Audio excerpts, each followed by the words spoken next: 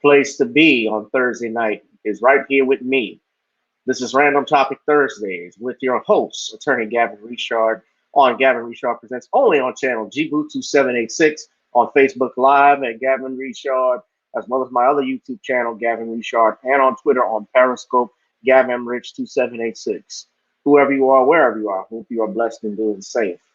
Tonight, on Thursdays, as always, we have our friend and brother, Shawn James, the author of the new book, John Haynes, Taking Care of Business, which you can buy on Amazon.com now. Get his latest books. Check out some of his other books, including The Man Crisis and Why 70% of Black Women Are Single. Those are great books to have. We'll also have later coming by King BJ, Brother Bernard Johnson.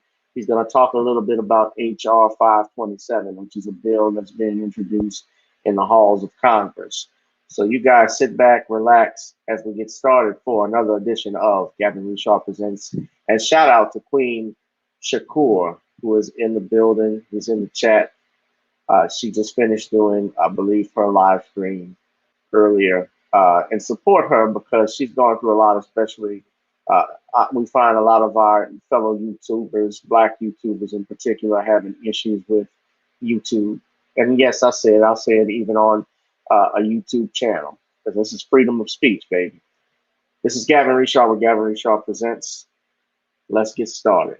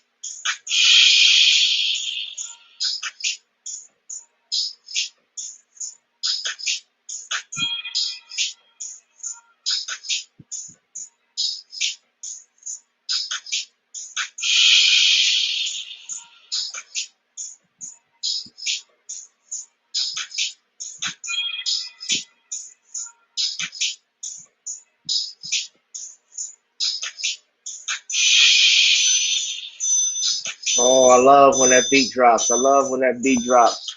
What's up, everyone? What's up? Welcome to another edition of Gavin Richard Presents here on channel GBoot2786, on channel Gavin Richard, on Facebook Gavin Richard, and on Periscope at Gavin Rich 2786 on Twitter. And speaking of Twitter, let me just say I've actually had an increase in followers as of late because this past week I'm proud to say that my new my DVD, my order of the DVD series by Tariq Nasheed, Buck Breaking, actually came out and was delivered to my mail, and I did a video for it. So I've actually had an increase of followers right now as of that because Tariq shouted me out. I'll just show you all the video that I did right quick before we bring our guest on.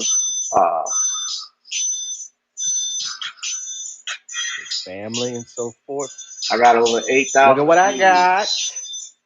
Buck Breaking, the new video and movie from Tariq Nasheed, King Flex Entertainment. Shout out to King Flex and to his staff, his family, and so forth. I'm going to enjoy watching this. I see that some clips of it already. It's #1 on Amazon. I see you got my friend, brother, the Honorable Judge Joe Brown, Dr. Randy Short, who I know personally. I know two of those individuals. Uh, I think this is going to be a great one. Can't wait to play it tonight. So, shout out to King Flex. I am looking forward to watching this buck breaking documentary. I'm sure it will be eye-opening as always.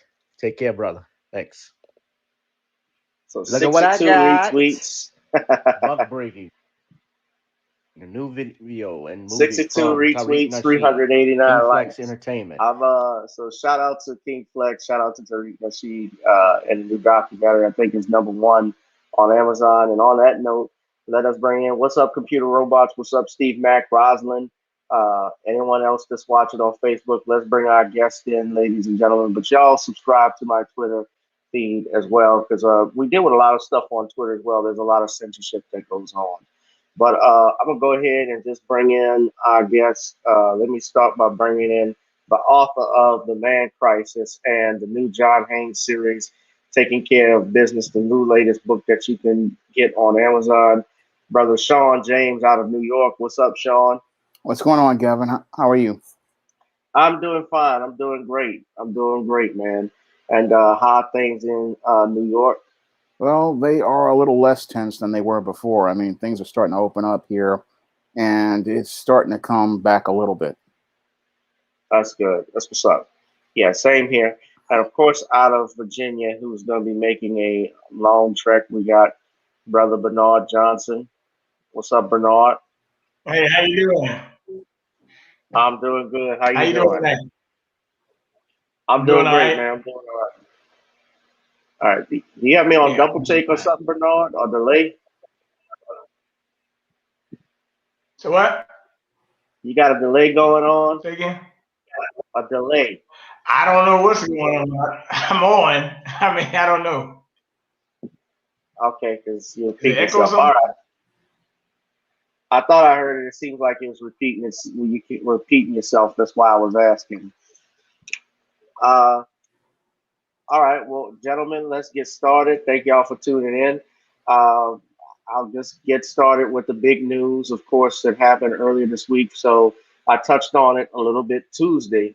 But before we get started, well, let me do this. Before we get started, Shawn, you want to do a plug in right now? Go ahead. Well, my newest ISIS series book, ISIS Revenge of the Cyber Goddess, is available on Amazon.com in paperback and Kindle format. And you can pick up that book on Amazon.com today by heading over to Amazon.com. So that's the only plug I'm doing next to the John Haynes Taking Care of Business, which is also available on Amazon.com in paperback and Kindle format.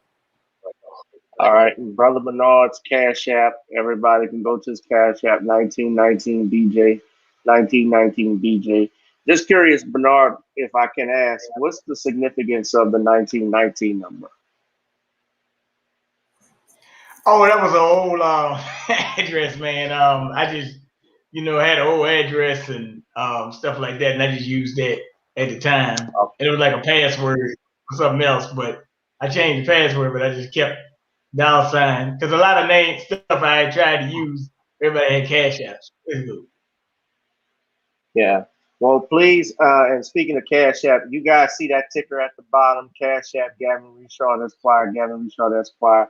I need y'all to support this channel by donating to those Cash Apps if you can, because that's the only way we're going to keep conversations like this going, because otherwise I might have to move it to Patreon or to everything with Patreon or to a private channel because I'm not getting the views that I want, but also trying to monetize it has been hard, as many know, because as I stated earlier, there's a shadow ban on a lot of YouTubers as well as censorship that is going on. And we're going to talk about that a little bit. Of course, our Queen Shakur, who I've mentioned earlier, she's actually in the chat and she has been fighting that, as well as other women, queens as well, like Sister Nicole, shout out to her, Lisa Cabrera, and a few other people that have been having some issues. So I'm going to talk about it briefly because a lot of people are celebrating this thing with Donald Trump being banned from Facebook because they upheld that. But people, be careful what you wish for, because what you wish for one, might come back to bite you in the end. But nevertheless, let's talk about some big news right now. The big thing, of course, going on, mentioned this earlier this past Tuesday, is that Derrick Chauvin's legal team requested a new trial. It was reported earlier today and was filed in some documents that were obtained by the court that Derrick Chauvin's attorneys, which is something I expected, especially as a lawyer, is filing for a new trial, claiming prosecutorial and jury misconduct, as well as the judge's failure to allow witness to testify. That was the one witness who was going to say that he gave George Floyd opioids before he was pulled out of the car, even though we know that opioids had nothing to do from the court record as to George Floyd's death. But the whole campaign has been trying to show that Chauvin could not have caused, from the defense standpoint, Chauvin didn't cause George Floyd's death. And of course, they mentioned about this juror misconduct. They're going and bringing this up right now in regards to a Black Lives Matter protest that one of the jurors, juror number 52, whose name I'm trying to pull it up right now, you'll see in the video. This is coming from ABC News, and let me just say I do not own the copyrights to ABC News on this video. However, it is being shared for fair use purposes under the Fair Use Copyright Act of 1976. So it's being shared for news purposes only. Bernard, mute yourself for a second, please, because you got it turned up loud. But I'll play the video right now. Everybody can take a look. Breaking headline I mentioned off the top tonight, late today, involving Derrick Chauvin after that guilty verdict. Lawyers for the former Minneapolis police officer tonight are now asking for a new trial. Late today, filing a motion on several grounds, including what they claim is jury misconduct. It comes as a photo surface showing one of the jurors wearing a Black Lives Matter t-shirt and cap and attending a march in Washington, during which members of George Floyd's family spoke. Here's ABC's Alex Perez tonight, of course, following the case from the Star Courts. Tonight, Brandon Mitchell, one of 12 jurors who convicted former cop Derrick Chauvin of killing George Floyd, is defending his impartiality as a juror after this picture of him last August resurfaced online at the March on Washington commemorating Dr. Martin Luther King's I Have a Dream speech, an event where George Floyd's family members were among the speakers. Mitchell, wearing a shirt with a picture of Dr. King and the words, "Get your knee off our necks," and BLM. After the guilty verdict, Mitchell telling our Robin Roberts that video of Chauvin's knee on Floyd's neck was key. And then seeing the multiple angles of it from the body cams, from the other cell phones. It was probably the most important piece of evidence. Mitchell, during jury selection, answered no when asked if he participated in demonstrations about police use of force. Mitchell told the Minneapolis Star-Tribune his attendance in D.C. was 100% not a march for George Floyd and directly related to MLK's march in the 60s. Tonight, Chauvin's defense attorney, Eric Nelson, filing this motion for a new trial, citing a number of reasons, including jury misconduct. Certainly gives him some ammunition in terms of him asking the court to conduct a hearing to determine whether or not this juror should have been on the jury or not. And David, that defense motion for a new trial is expected in high-profile cases like this one. The prosecution has already responded, saying they will vigorously oppose that motion. As for the juror, Brandon Mitchell, he says the decision to convict was based solely on the evidence. David? Alex Perez again tonight. Thank you, Alex. Hi, everyone. George Stephanopoulos here. Thanks for checking out the ABC News YouTube channel. If you'd like to get more videos, show highlights, and watch live event coverage, no, we don't. All right. Because I don't like your ass either, Derek, George Stephanopoulos. All right, so, guys, let me also, before we go back and look at the video, discuss the video, let me show everybody the court documents that we have here. This comes from, of course, NPR has these posted, but you can find these because they're public record within the court system. If you're able to get access, you can go in here. These are the actual motions that were filed as motions for a new trial. I went over this Tuesday, but basically this sets up a work for an appeal. Now, let me just be clear also, since I'm giving a little legal advice, that this does not constitute an attorney-client relationship. I have to be mindful in saying that because some of y'all may get up there, get in trouble, and get pulled over by the cops and say, well, my lawyer was Gavin Michael Risha. I saw him on YouTube. He told me all this and that. He said, you can't search my car unless I do this. This is not what this is for. But what this shows, let me just go over it with you, and gentlemen, you can comment. He is alleging, and by he, I mean Derrick Chauvin, several errors, one of the errors that is abuse of discretion when the judge denied defendants' motions for change of venue. They cite Shepard versus Maxwell. You know, I talked about that case because that was the case supposedly that inspired the television show The Fugitive. And Shepard versus Maxwell basically states that when the publicity of a trial was so deleterious to the defendant's Sixth Amendment rights for a fair trial that he couldn't get such, well, he was entitled to a new hearing, a new trial, and they had to overturn the verdict. And that's what happened with Shepard versus Maxwell. They're claiming that the trial, the publicity here was so pervasive and, quote, prejudicial before and during this trial that it amounted to a structural defect in the proceedings. He's also talking about prosecutorial misconduct when the prosecutor, during the closing arguments, I know this much, made some remark about how you're supposed to go on emotions, telling the jury that when that is improper. That is actually true. You can't tell a jury as a prosecutor, you can't personally vouch for any witness or bring in emotions of things of that nature. He's also talking about his rights under the Confrontation Clause, which was to allow Maurice Hall to testify. That's who I was talking about. The Confrontation Clause is the Sixth Amendment that allows you to present your own witnesses and confront those witnesses that are called against you. Things of that nature.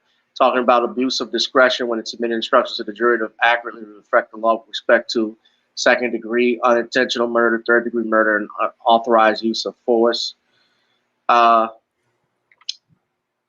There was also, they claiming jury misconduct, obviously, from the brother who attended the rally.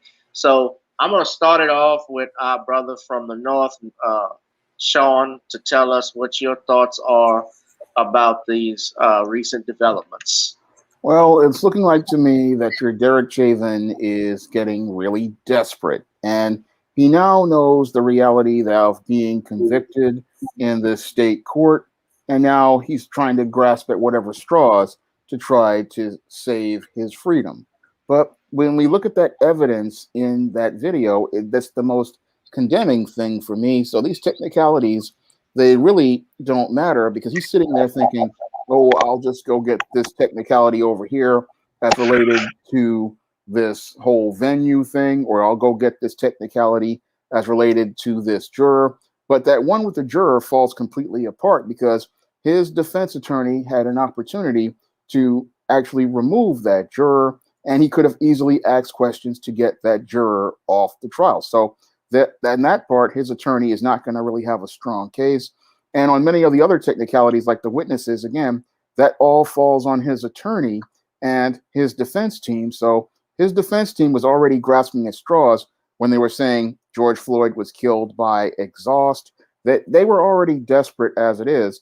And your Derrick Chauvin is really desperate because he knows that once he gets into that prison system, he's not going to be in for a good experience because he knows that as a police officer who has brutalized Black people, once they get him inside of that penitentiary, it's not going to be a good day for him. He's practically going to be having that tight end turned into a wide receiver, and he's probably going to be traded for your ramen noodles and Little Debbie snack cakes. So that's what he's trying to avoid, and he's trying to use whatever technicalities he can find to avoid that fate. So he's trying to desperately grasp at these straws, not understanding that the whole country is practically going to put him in either in a state prison or a federal prison because your Joker Joe Biden and the U.S. Attorney's Office, if this trial doesn't get him convicted, they're going to get him on civil rights charges. So it's a matter of not if he's going to jail, it's just a matter of when. All right. And Brother Bernard, what's your take? Yeah. My take is like, I mean, I'm not surprised that they're doing. Right. But, with the actions that happened in the trial is with the politicians getting involved, I'm not surprised that he would do this. But my thing with the guy is why is they out to the public anyway like that? I mean, they're basically setting in their own case. I think they're just trying to give him a lesser sentence. I mean, really, to be honest with you, that's how I look at it. In all honesty, I'm not surprised anything happened. I mean, sometimes, like we had that conversation with the judge one time, and he was saying he saw reasons to convict and all reasons to acquit. So it is what it is. I just look at it like, don't get fooled and think it's because what's going on. Derrick Chauvin is just one case, and as we talked about that Monday, when it's one case, it's probably 200, 300 others that go on the same day just like that. So that's what you really got to be aware of. Don't be happy. Right. Well, I mean, we can't obviously be happy and take our foot off the gas with stuff like this. I think a lot of us live vicariously through others, like we see with celebrities when, like what happened when Barack Obama became president. All of us felt a victory. Maybe not all of us, but people felt that way. And same thing when OJ won. I remember when that happened, we all cheered. I did too. I was about 9 years old when the OJ Simpson case came up.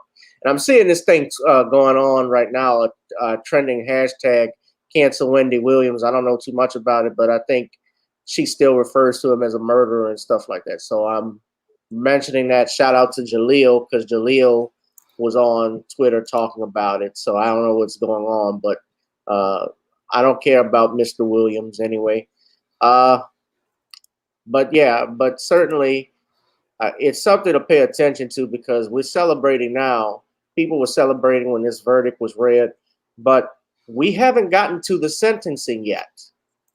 And remember, the judge gave a caveat to the defense attorney, Mr. Nelson, when talking about Maxine Waters' remarks in regards to the Derrick show, about how you've got to secure a verdict and things of that nature, whether that impacted the jury. So it is not over with as of yet, but everybody saw the video, and clearly for me, there was enough to, judge had also said there was enough to charge all four of those officers for second-degree murder, at least because they all participated as principals in its continuation from the beginning. They allowed this thing to go on and did not intervene at any moment. Now, I would not have been shocked if they did acquit, because I just know the nature of the beast and how things are in America and what they can do in law enforcement. But I feel that they had to get this one because it was so evident with it being on tape, being recorded, and the fact that Floyd is already, he's already restrained, he's already arrested. He was in the car to begin with. Let's not forget that. He was pulled out subsequently from the car when they had him in there. So the fact that they put the knee on his neck, they couldn't even defend it. Even I know Brett Favre got in trouble for stuff he said. He even said that he says he doesn't think that Chauvin did it intentionally, which is bullshit. But I think that he even said that he was wrong. So white folks don't like taking L's as much, but I think they had to throw this one out because every now and then you get a sacrificial pawn for something that's, for the grander scheme of things on the chessboard. A pawn's got to go for the king to be safe. Sean, you can comment. That's right. Yeah. Usually they do sacrifice a pawn on the chessboard, and they do that because they know that you have to, in order to win the long-term game, you have to sacrifice a smaller player. So that's what they did with Derrick Chauvin. Basically, they're sacrificing this one police officer in order to save their whole country and also to save a lot of these race soldiers and their system. So they're willing to let one go in order to save everything. And when it comes down to everything, they don't want to lose their system because people were already getting ready to turn up in this country. And they know if they gave us an acquittal, you would probably see the country explode in a way that was worse than January 6th. I mean, people are still on edge. I mean, we've got an economy where half the country is still out of work. We've got a lot of people with nothing to lose. And if people didn't get this verdict, there wouldn't be a way for them to be able to go back to their so-called normal. So they were looking at this whole case from a chess perspective, and they said, look, we'll just get rid of this Derrick Chauvin. We'll probably get rid of these other 3 guys in order for us to get back to business as usual. Yeah. And speaking of business as usual, what's up to Computer Robots? He asks, do you think if the other 3 are convicted, the prisoners are going to have a taste of Thomas Lane or the other 2 officers' big booties? Yeah, I think that if they're convicted, yeah, they're going to be going up for a long time or even a short time, but they're going to probably be sacrificed just like Chauvin was, but they wanted to get Chauvin out there.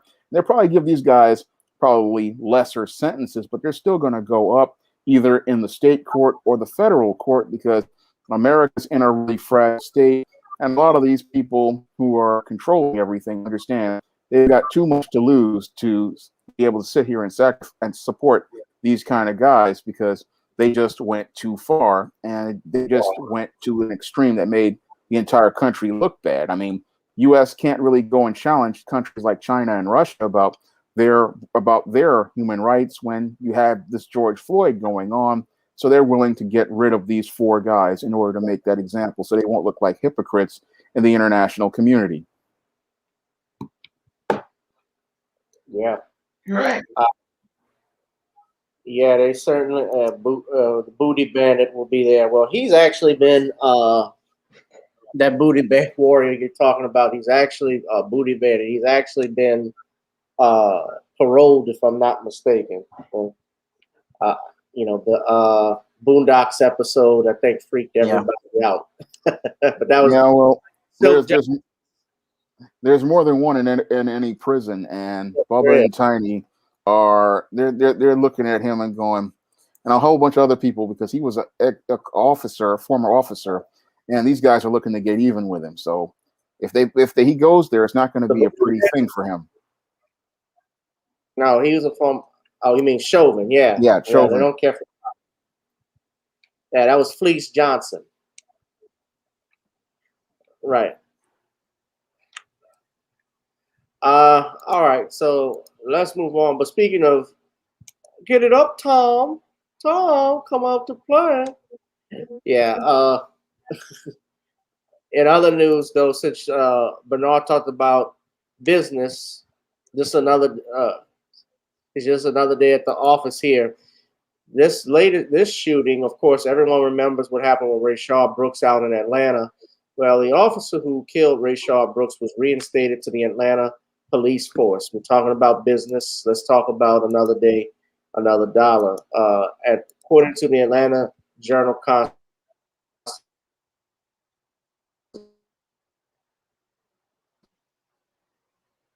officer who shot and killed Rayshard Brooks by the police force.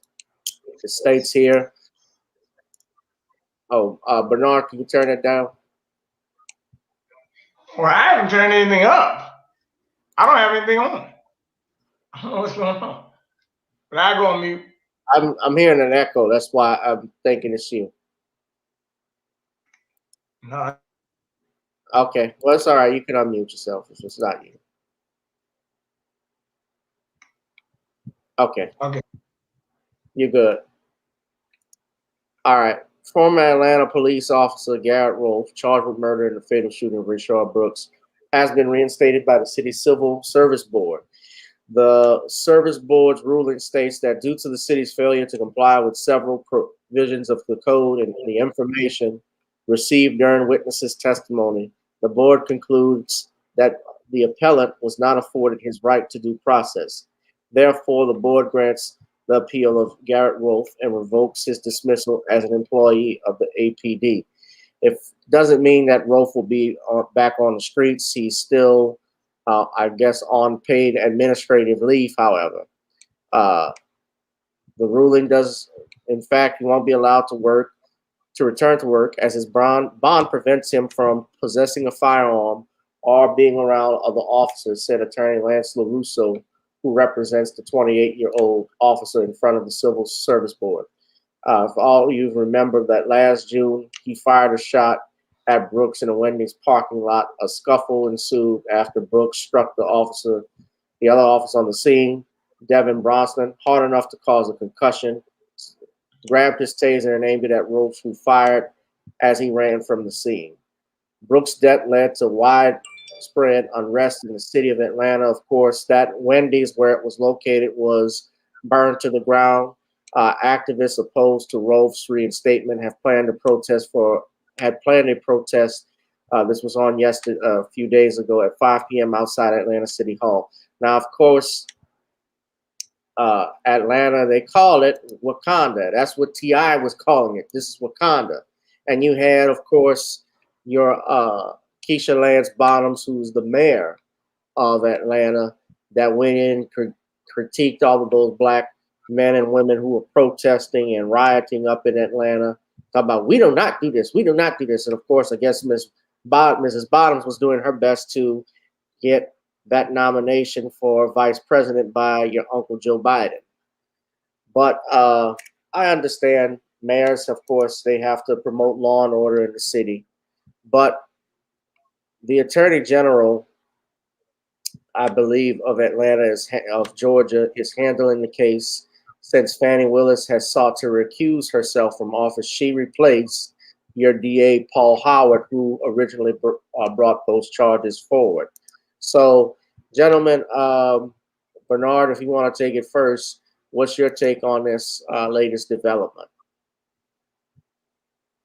This was actually not surprising, but it was more so kind of like, like where he got reinstated, but like they say, not gonna be on the streets. But the thing that got me with the whole case was that they kind of did it under the guise of darkness. Like, they waited out. They wait to see how, they're gonna do it, and then they slip it in when everything else is going on. You got so much stuff going on. People already probably halfway forgot about this stuff since last year.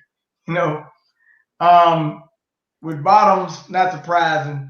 If you realize they're not making a big deal about it, they're not making a big fuss about it. So it's all game, baby. Till the victor goes and spoils.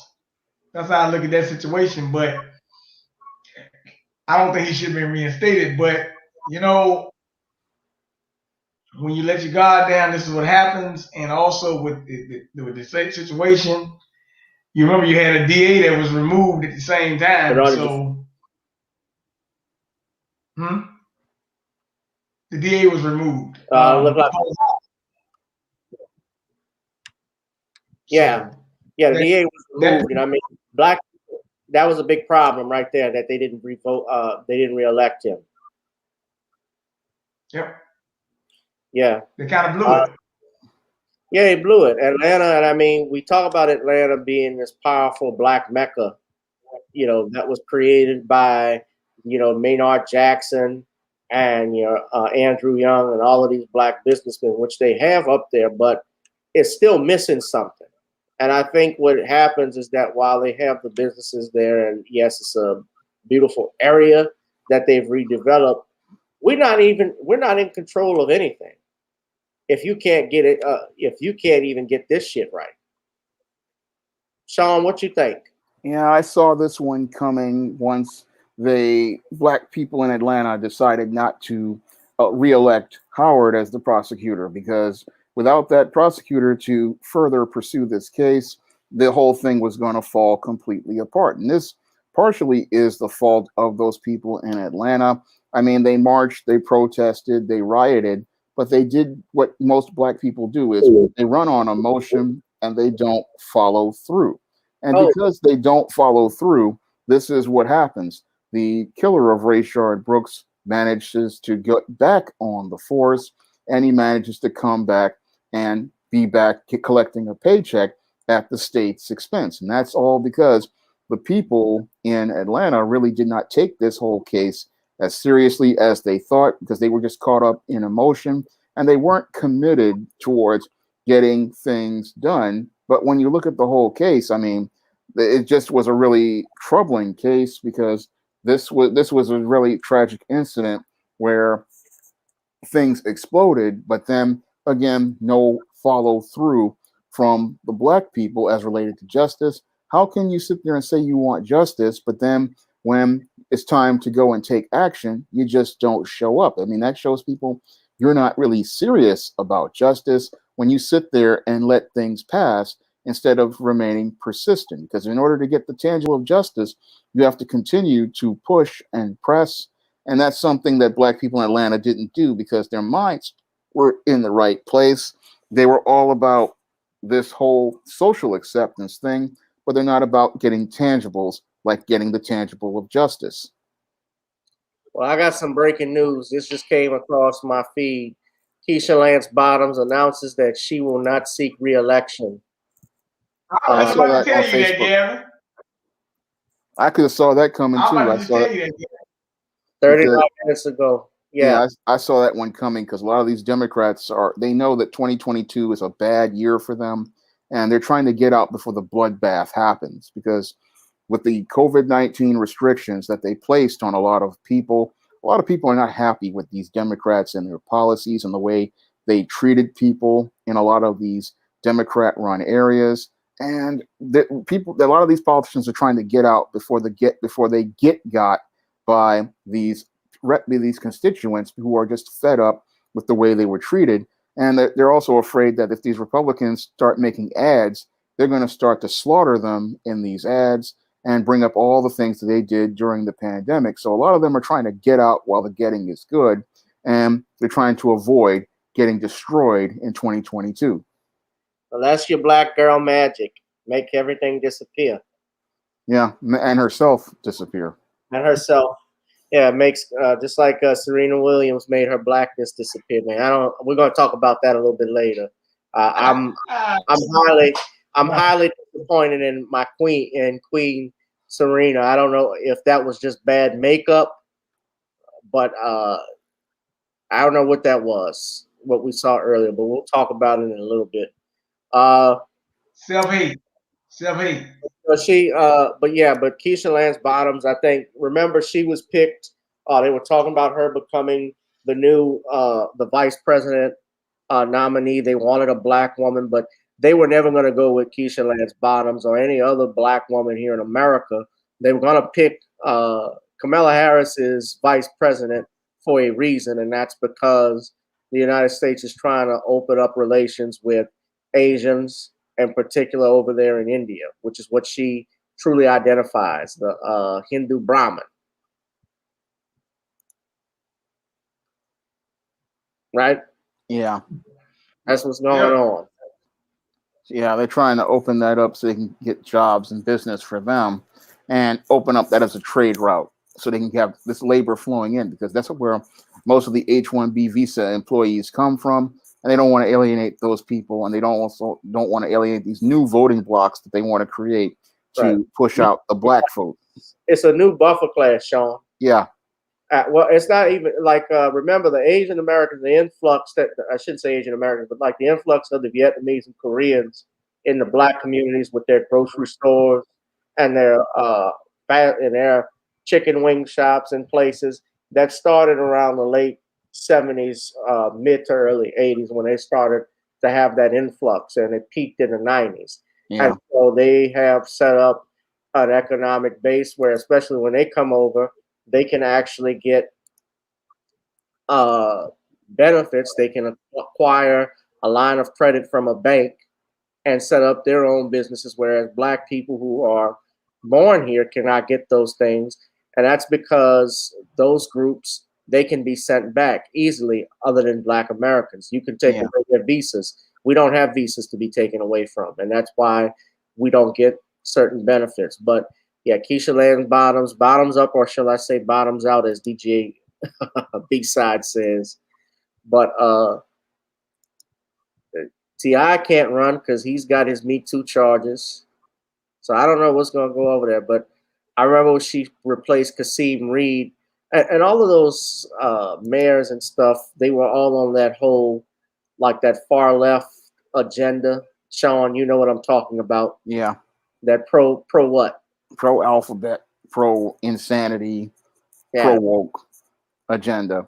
And they're all gonna fall in 2022. It's gonna be a bloodbath. I'm telling y'all right now, it's gonna be a bloodbath. And these guys are trying to get out while they can, because they see the chessboard. I mean, they see that the handwriting is on the wall, and they're trying to get out because they know if they go out here and the Republican candidate, he can just beat you up on all these restrictions you put on people, and he can also talk about how your policies just were not effective and how you just were so unethical.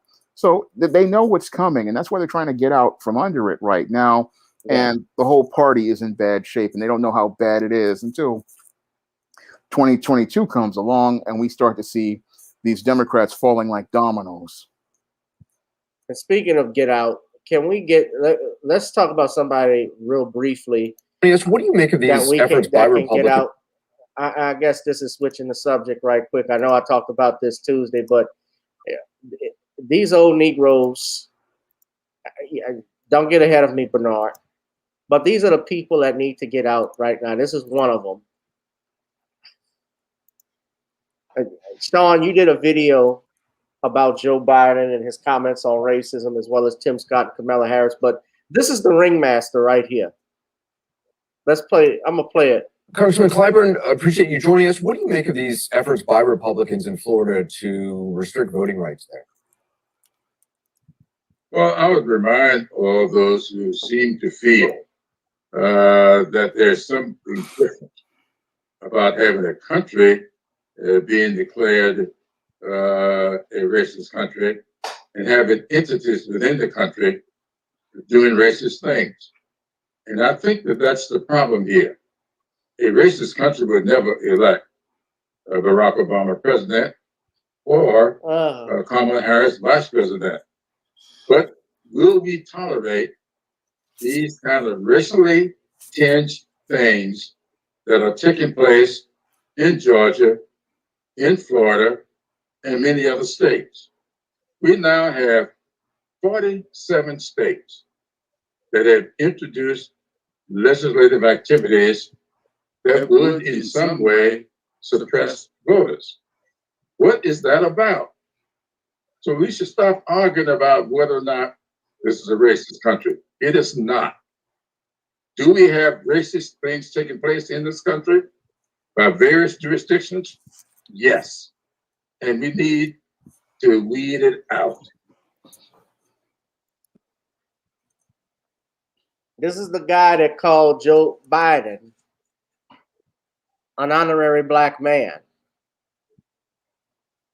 at a meeting with the Congressional Black Caucus when they were trying to secure the Democratic primary out in South Carolina for Joe Biden. He called him that. This is the same man that pushed the brother aside who talked about wanting reparations for his people and said, nah, that ain't gonna happen.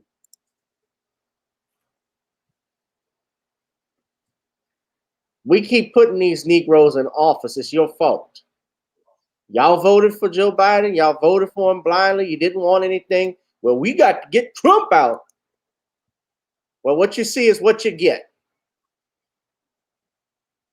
The bill is, you charged up all this credit. Guess what? The bill is due.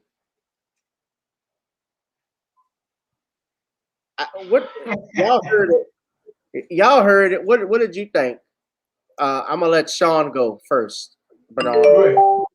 Man, them butter biscuits, they are a hell of a drug. I have to say, them butter biscuits, that's some stuff right there, because for him to say that America is not a racist country, that just says that he is on some stuff right there, because I don't know. I've studied the history. Somebody, Shawn, this is somebody that was born during Jim Crow. Yeah, I know. The butter biscuits. South Carolina. Yeah.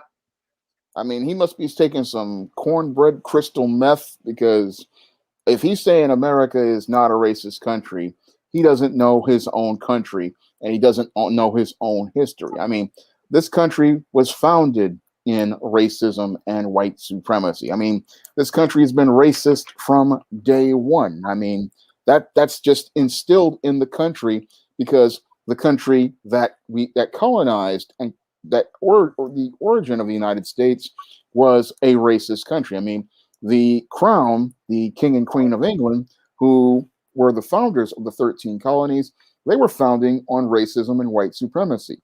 And the whole concept of black people, again, being 3/5 of a person in your constitution. That's a racist concept. And I can also go on and say many of your so-called academics and colleges and institutions like that, they continue to help contribute to the culture because they said blacks were inferior, blacks were descended from apes, blacks had smaller brains. I mean, all of these things are all a part of our history and our culture. And all of these things were meant to try to promote the idea that blacks were inferior during the antebellum period of slavery. But he's going to say America's not a racist country. I mean, this is gaslighting to try to deny the racism we all know America was founded on, was a part of its history, and a part of its culture. Because if America wasn't racist, we wouldn't have had laws like the Dred Scott verdict or Plessy versus Ferguson, where we had laws that said that black people were considered to be separate and so-called equal, but were given inferior services and placed in a second-class status. So you're sitting here saying, oh, America's not a racist country, but every policy we have seen throughout history has been used to put black Americans in a second-class status. And that's racism because you're showing a bias towards whites where you put them in a superior position and then you put blacks in a second-class, what is considered to be inferior position. So to sit there and say, oh, black people, America's not racist when you get denied opportunities at jobs, you get denied opportunities at housing. I mean, I ran into so much discrimination in the job market, but you're going to tell me America's not a racist country? I mean, I know that America is a racist country. I know that America has been founded on racism and white supremacy. And to have these people denying it, it just shows, again, how deep the mental illness is in a lot of these so-called black politicians and even the president himself. And they're trying to gaslight us and make us believe a lie is the truth, because with a lot of these guys, what they want to do with the president, that's what he believes. What they want to do is if they say they have the idea of, if I tell this lie long enough and I continue to repeat it long enough, eventually it'll be the truth.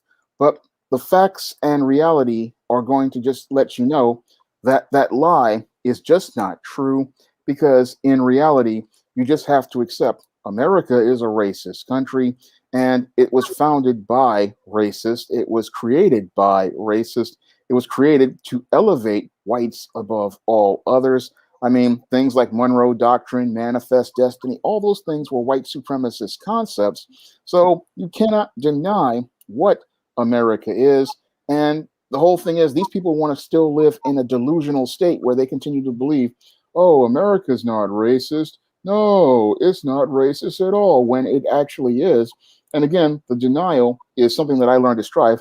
You don't even know that you're lying, and you can't keep lying to yourself if you hope to get any real change. Because if you really want to change this country, you have to acknowledge what is, and that's how you get towards change. Otherwise, you're just like the drug addict or the alcoholic who is sitting there saying, oh, I don't have a problem. I don't have a problem. No, I'm okay. I'm good. I just take a little on the weekends. I just do a little racism on the weekends. I just do a little white supremacy on the weekends. But that's not what anybody who is of a sound mind says. A person who has a problem, they're going to say, look, I got a problem with this racism. It's a real thing. And then they're going to try to work on it. But most Americans, they're not at that rock bottom point that an addict has to get to, because when you're at that point of rock bottom, you got to sit there and say, look, I got a problem here. I'm doing something that's messed up. But most Americans, they want to just stick their heads in the sand and deny it, like an addict denies things, thinking, oh, we're not racist, but you are racist, and you have to acknowledge it, because that's the only way this country is going to grow, and it's the only way it's going to move forward. All right, most definitely. All right. So, yeah, Bernard, you go ahead and do this. Let me say something, Shawn. You're right, but me and Dr. Bay had a podcast earlier, and we actually talked about this thing. And I'm gonna say this: when we talk about is America a racist country? Well, a country is just a landmass, mountains, and so forth. Technically, getting to the wording, they are right because the country is just a landmass. But it is run by racists and the people in government. But like I told a guy the other day, Tim Scott actually, believe it or not, is a hero to me. Not because I don't agree with him, but he actually exposed left wing, right wing. There's no left wing, right wing. It's all together. They just showed you.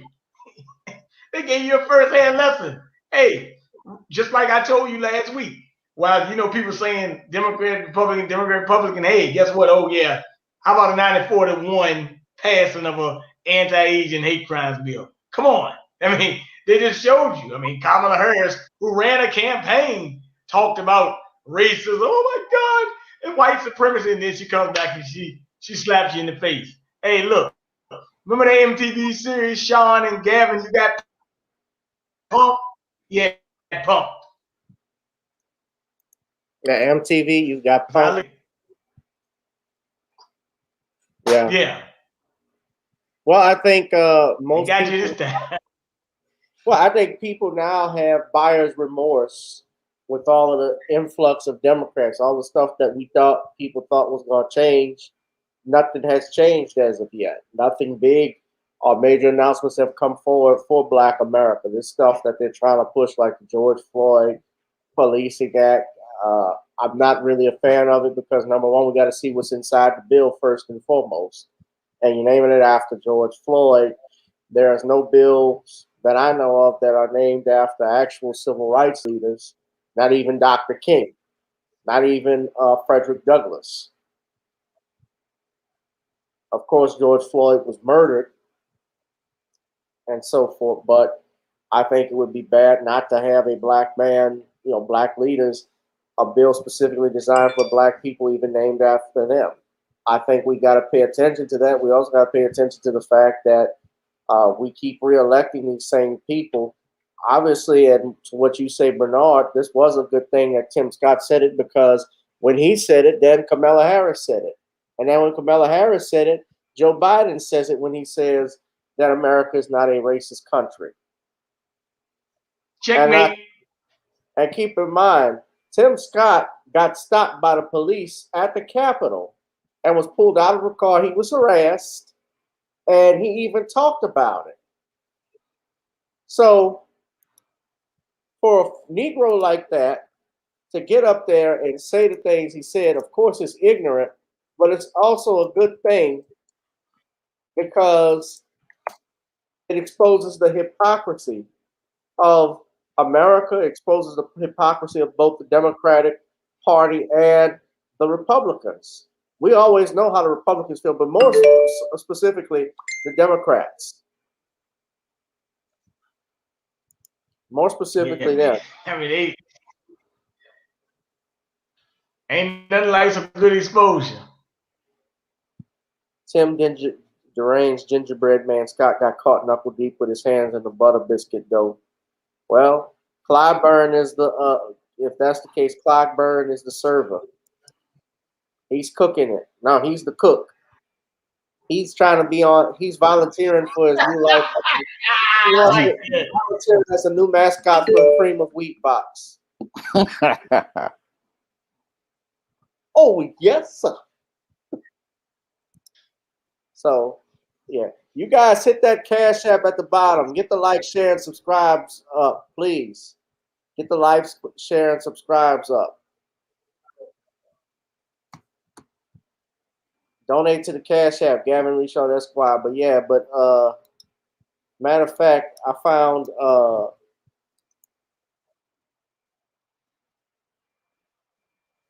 I told y'all last week this was showed y'all Tim Scott's childhood picture.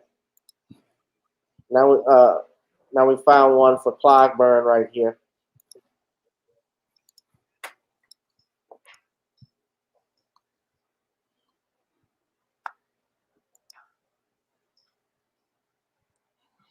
What the fuck? That's them.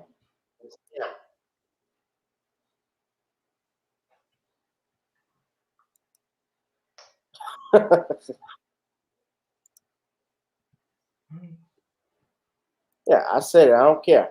I'm voting. I'm switching. I think I'm going to vote independent. I vote independent now. You know, or I don't, or you know what? I'm not interested in voting at all. If it gets to that point, people can be mad, but I'm tired of voting for people and still voting for the same thing and not getting any results. But that truly pissed me off. So, all right.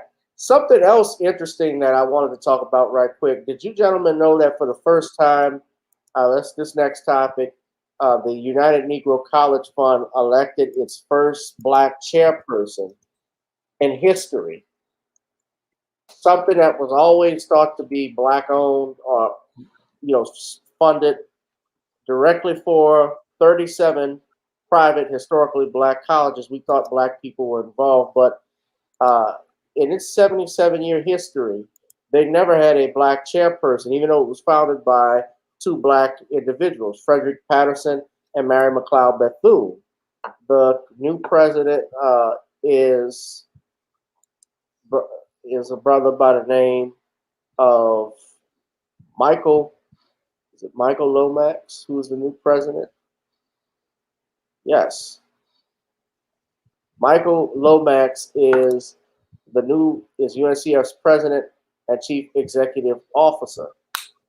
And, I always thought, I don't know how many of you up here, who remembers the Lou Rawls Parade of Stars that used to come on WGN?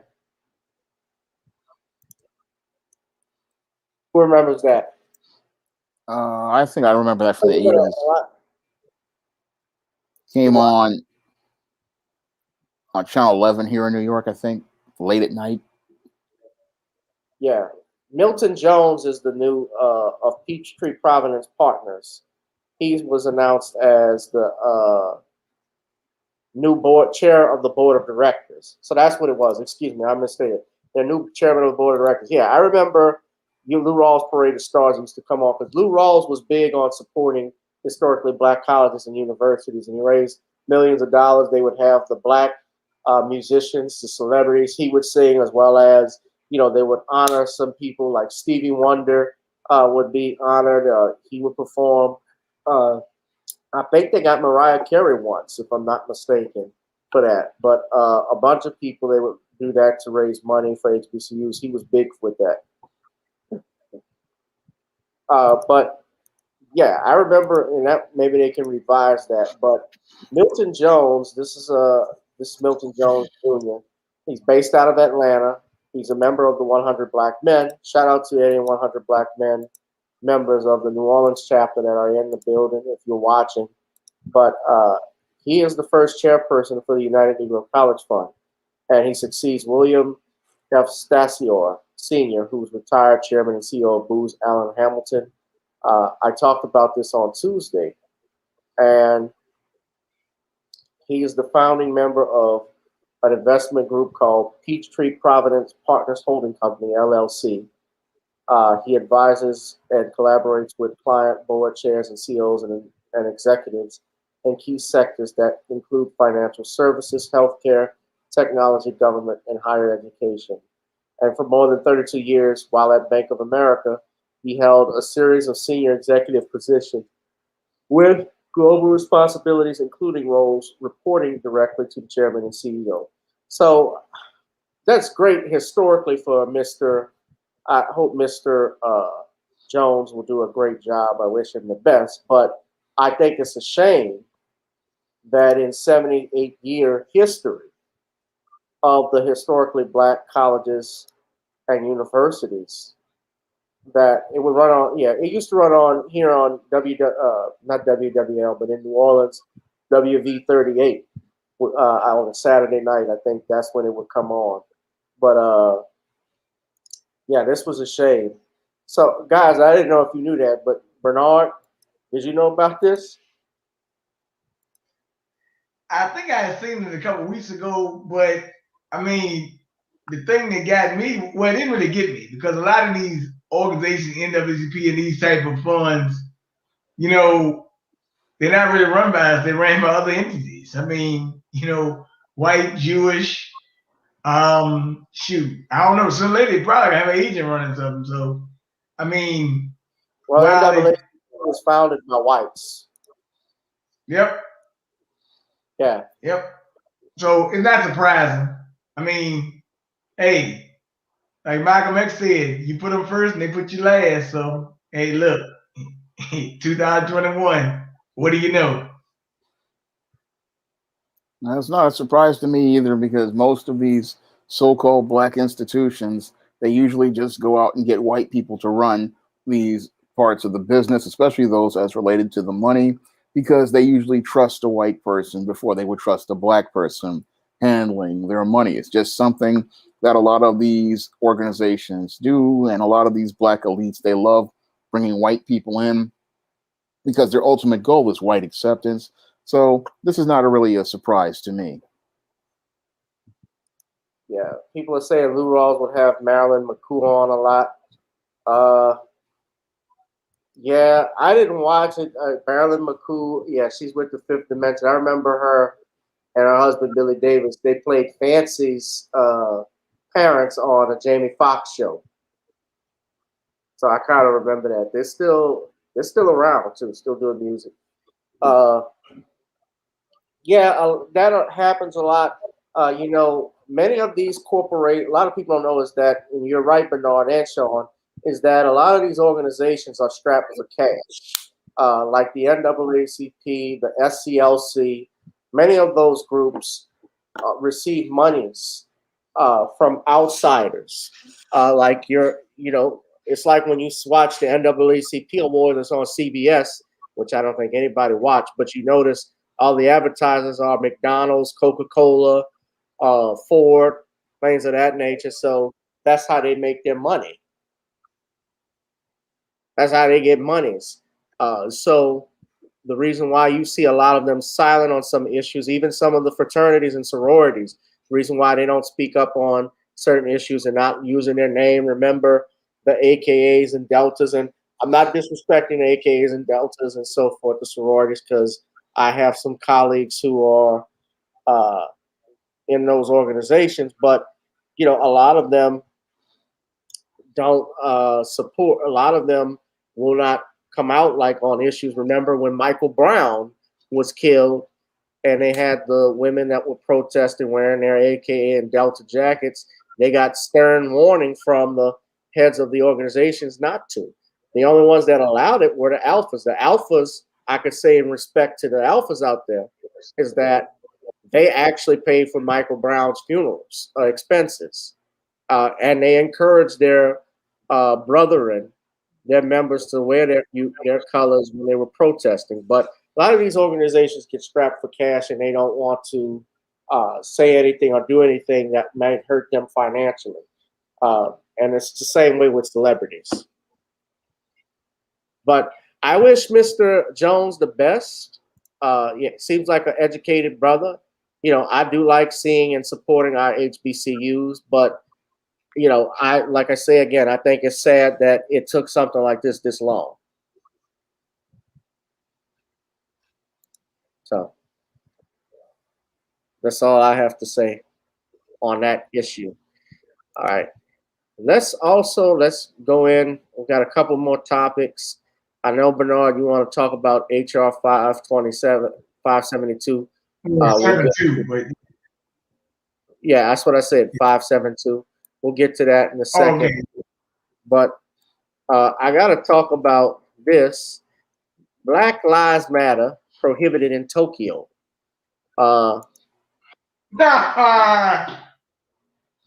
This coming from TMZ, and y'all know I don't like getting TMZ, but it says here their athletes are barred from wearing BLM apparel at ceremonies.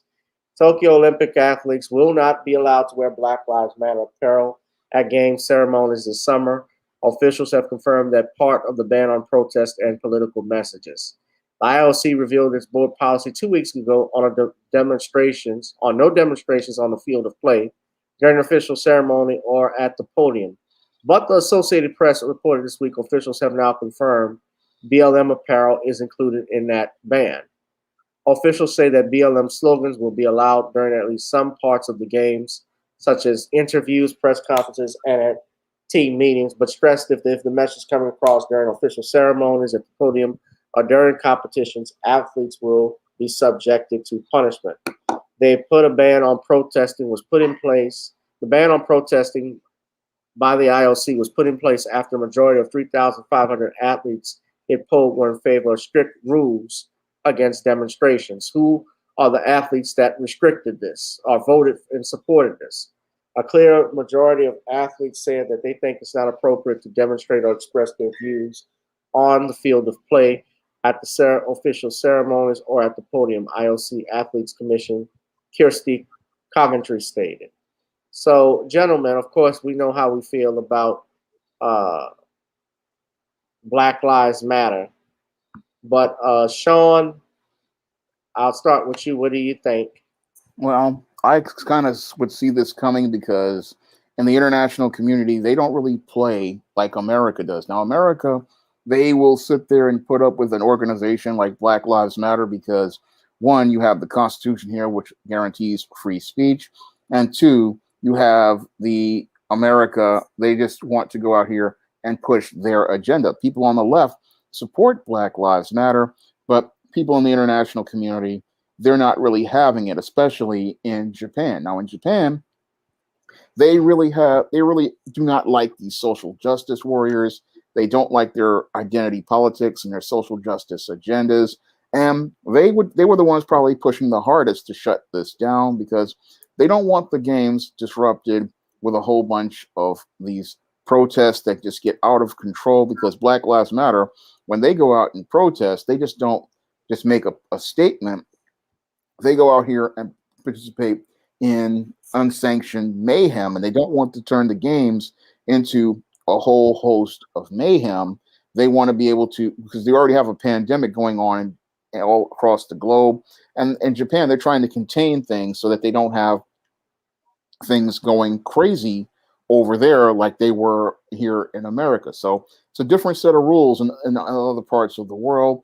And they weren't going to, again, have this, the International Olympic Committee having this Black Lives Matter, and they're just out of control and anarchistic behavior on their events, because it throws off all the athletes, and it takes your focus off the games and has it focused on a whole host of political agendas that really don't have anything to do with Black people, but it's all about pushing alphabets. It's all about pushing single motherhood, pushing dysfunction.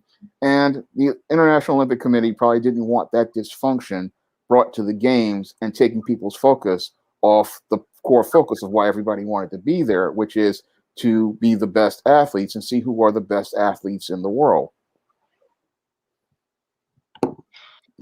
Well, you're right about let's go back, though, to the 1960s. Remember Mexico City Games? Tommy Jones and so forth, and the other gentleman, Carlos. You guys tell me who the other gentleman was. They put up the Black Power fist. They got in trouble for that. But I think a lot of people would say, Shawn, that those men were right in what they did, given the height of what was going on in 1968. Of course, we live in different times now than that back in the day. But, I certainly don't like the idea of banning speech. But when you're in different countries, it is true that people have a low tolerance for certain things that we tolerate here in the United States. People are different. Yeah, but when you go to another person's land, you have to go by their rules. And the whole thing is, Japan doesn't play by the same rules the United States plays. And you can't go over there and act crazy like they do over here. They don't put up with that stuff over here in these other countries like they do in the United States. And this is something that they just really do not want in their country. And again, in Japan, they just don't do things the way the United States does. Well, who remembers Black Power salute? Tommy Smith and John Carlos. That's who that was in 1968. You remember this picture, those of you who may remember seeing this. I don't know if I would even watch the Olympics anyway, but nevertheless, yeah, there we go.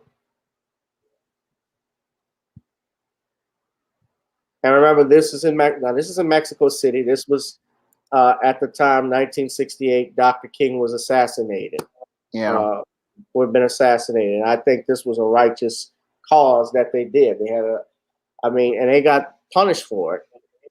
So good luck trying to enforce it. But yeah, I'm not that I'm a fan of Black Lives Matter. I'm not, and I know they sent something out crazy recently, some new set of demands, but I think they've really lost steam because a lot of people see it as a front LGBTQ organization.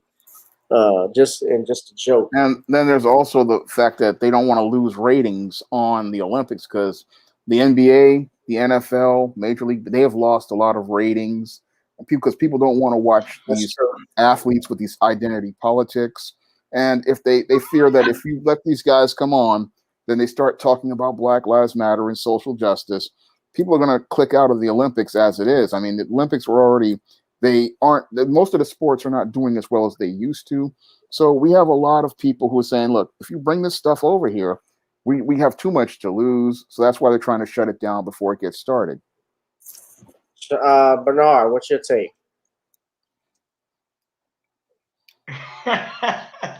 Hey, man. Hey, look, I was talking to his brother. Matter of fact, Shaq here that's in the chat earlier. I said, hey, man, they tell him shut up and dribble. Play ball and shut up. That's what they basically tell you. You really think about it. But it's mighty funny because BLM actually is a Marxist organization that was getting funds from the Chinese consulate. And they were funded by some Chinese firms, but they still say we're not going to. You ain't going to talk about no human rights. You ain't going to talk about no social justice. And you ain't talking about no transgender LGBT over here. They basically let you know the law early. So I want to see what these athletes do. Are y'all gonna boycott the Olympics or y'all gonna play? You know damn well they're gonna play. They're not gonna stop it. Yeah, I want to see somebody say do it. And they already said that if you protest over here, they're gonna decide your punishment, whatever that might be. Yeah. Well, hopefully they can keep. Remember the swimmer Brock Turner that got in trouble? I mean, they didn't keep his ass. I don't know. Well, I don't think he's competing in this, but I mean, his ass shouldn't be competing at all. I don't think they banned him. Who's the swimmer? The swimmer that lied. I said Brock Turner. No, that was the one that was accused of rape. Was it Michael Get woke, Phelps? go broke. Yep. No, not Michael Phelps. No.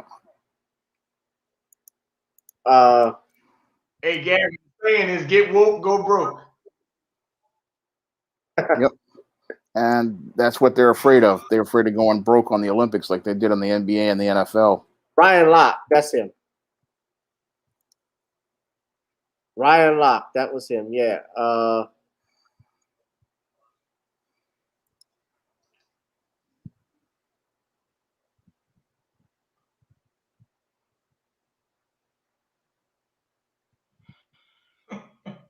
Yeah, he wasn't. Yeah, he wasn't banned. I remember they negatively contrasted the treatment of scandal involving white swimmers against the reaction received by Gabby Douglas, who didn't place her hand over her heart during the national anthem. So I remember that. I remember Al Roker even coming at Ryan Locke for that. Yeah, that was him. Let me say something, Gary. I want to say something funny. This kind of like it relates to BLM kind of, but it's kind of like off the script too because Ted Cruz was down here in Virginia Beach. I think he's campaigning. And he said that he doesn't want to get in trouble by the woke police. But I was like, okay, well, the cancel culture thing is really getting out of control. But then, I mean, this should really be on another part of the segment. I just want to say this. I saw the dumbest story I ever saw in my life today. The daggone, they talking about canceling the kiss of the Snow White cartoon because they said that he kissed her without consent. It means the daggone Snow White got to stay dead in the cast. Sleep. And I thought about it. Wow, they want us to stay sleep in the brain too. So while we sleep in the head, but they up. but they're actually telling you we don't want to kiss. I thought you don't kiss Snow White, she don't wake up. So hey, they taking the kissing scene out of Snow White. It's up in John. Yeah, so they want her dead then. Yeah, that's right. SJW world is no fun. Social justice warriors. Yeah, that's stupid. Well, it doesn't surprise me. I mean, look, these are the same people that want to ban. We're talking about. They think that toxic masculinity exists with characters like James Bond and so forth. Get rid of, making James Bond a woman, making him gay. So they want the Green Lantern to be LGBTQ. Spider-Man, I think we were talking about that. Toxic max. All of this stuff is just insanity. Not the world that I lived in. Yep. But none of these people will go out here and create their own or try to sell their own. They always want to come on somebody else's platform and push their crazy ideas. That's what makes them mind-bogglingly insane, is that you don't want to go out here and make your own and then watch it fail. You want to come on somebody else's platform, spend their money, and then watch the product fail, and then blame them for why the product is failing. Right, because it sucks. It's just like the WNBA when you had that woman that cut off her titties. That's saying why nobody watched us. Nobody won't watch the WNBA. It's black men's fault. It's because y'all suck. Y'all can't even do a decent dunk. You suck. The product sucks. The WNBA product isn't good. That's why. It has nothing to do with you being a woman. Y'all just think. And that's what they don't get. Your product is garbage. And that's why it doesn't sell. You can't shame somebody into buying something that's garbage. No, I've shared an article about a month ago on one of my shows where the guy from ESPN, this was 10 years ago, he wrote a reason why the WNBA was garbage. Why it gets low ratings. They even put it on ESPN2, the championship game, and it still couldn't pick up 1 million viewers. It's because nobody won't watch no man-looking woman bumping titties against each other, bro, with their tits tipped. I'm being real. They don't want to watch that stuff. They had a woman that was with the WNBA that came out and said the reason she retired, she's a straight woman. She said the lesbian culture was too much for her. She said, I'm straight. It's like I'm surrounded by all this kitty cat trying to come up on me. I'm done with this. It was just killing it for me. I couldn't play basketball. You remember that? 98.9% lesbian.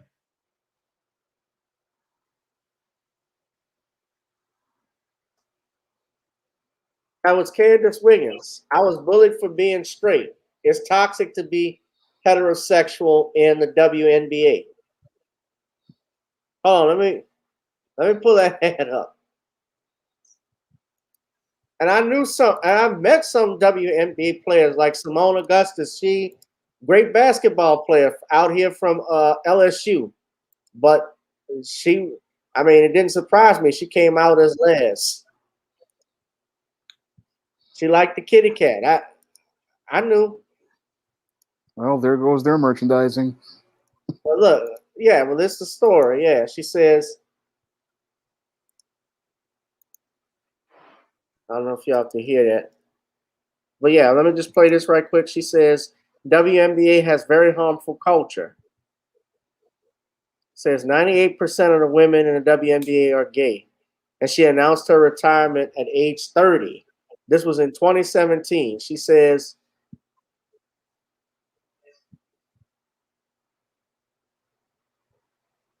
now, of course, some people disagree with her.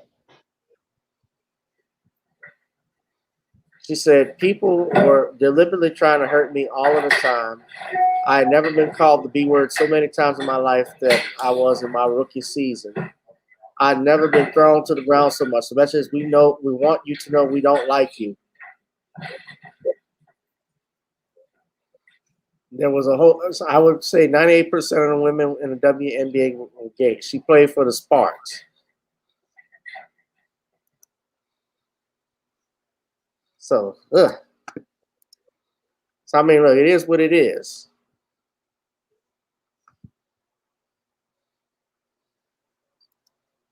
Yeah.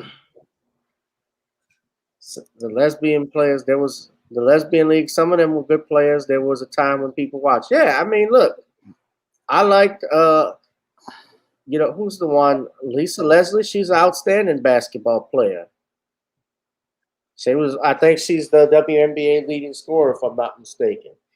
There are talks that Kobe Bryant would have been involved. Yeah, Kobe Bryant, perhaps he could have, because he has 4 daughters and one who sadly, they're both not here anymore, but would have joined the WNBA when she would get older and he could train her.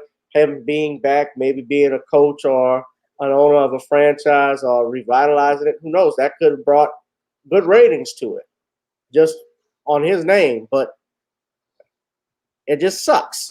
The gameplay is just inferior compared to the men in the NBA. To the main NBA, they have the most superstars, and the game, there's more drama to it. The guys do better moves. I mean, you got guys jamming balls. You got guys better shots. I'm sorry, Sean. So they got better players. I mean, they got better gameplay because back in the 90s, you had Michael Jordan jamming balls. You had passes that were just creative. You had guys doing 360s and 720s. When you watch a WNBA game, it's just bland. I mean, it's like watching even junior high school basketball is better than WNBA. I mean, it's something that just nobody's interested in. I mean, we gave it a shot. It's been 20 years, and it's just time to pull the plug on it, as I see it. Yeah. So I'm not really watching this stuff. So, what's up, Lamiko?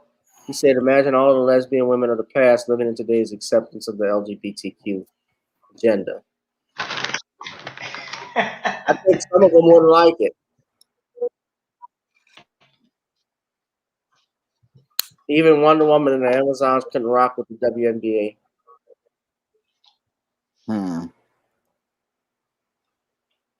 Who else? Somebody said something.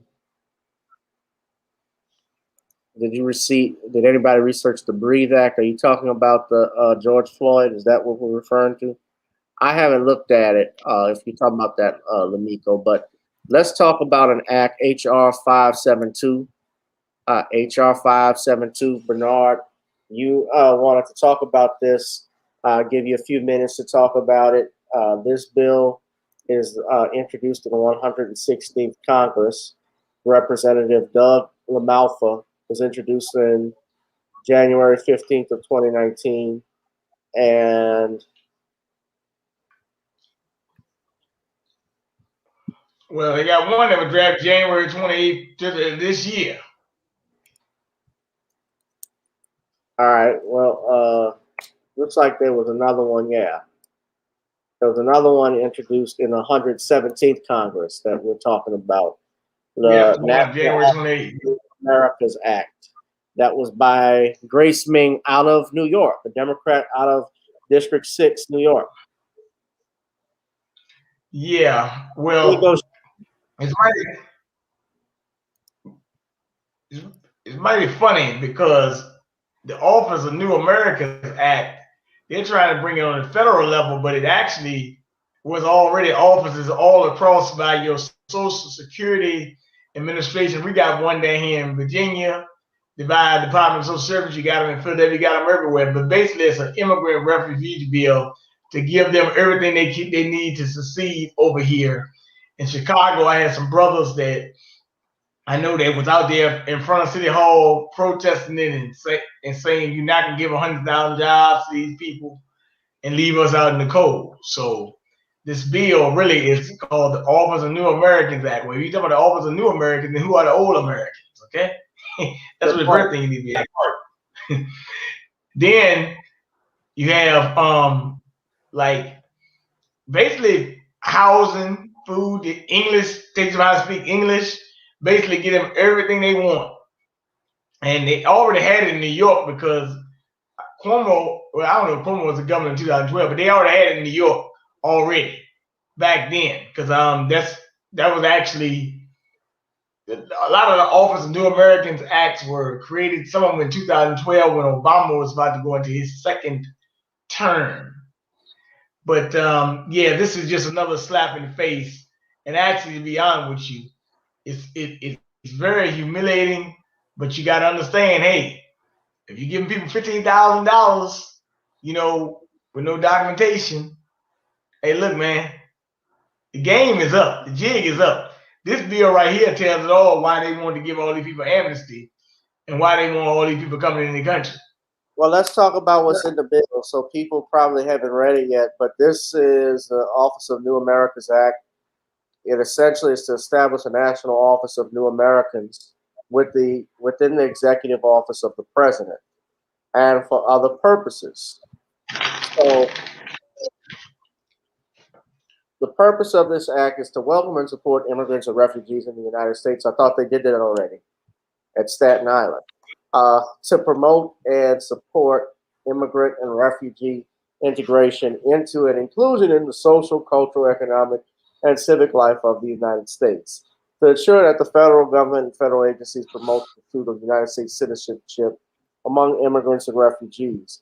To ensure access to quality English language learning programs to support the successful integration of immigrant adults, including by enhancing employment and career prospects and economic integration, social integration in local communities, and participation in civic life, including engagement with state and local government, schools, and private and nonprofit community institutions. Pay attention to those words, ladies and gentlemen.